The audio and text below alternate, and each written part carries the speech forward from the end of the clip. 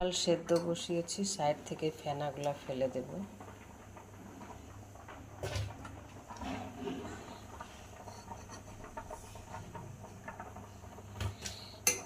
একটা আলু দিয়েছি, লবণ দেব, হলুদ। এবার ভালো করে সেদ্ধ করে নেব। ডাল কিন্তু খুব ভালো সেদ্ধ হয়ে গেছে। দেব জল, ঝিঙা আর 3টা কাঁচা লঙ্কা আছে, দিয়ে দেব।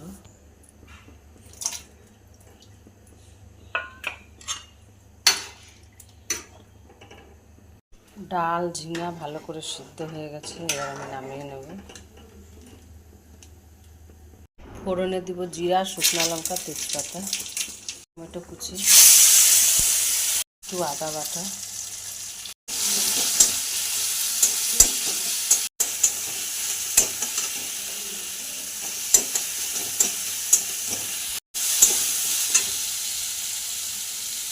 এটা দিয়ে দিব।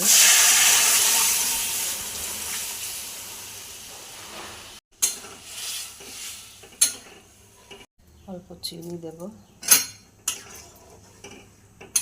ডাল কিন্তু খুব ভালো করে ফুটে গেছে, এবার আমি নামিয়ে নেব। ঝিঙা দিয়ে মুগ ডাল হয়ে গেল। নিরামিষের দিনে এই ডাল থাকলে কিন্তু খুব ভালো লাগে।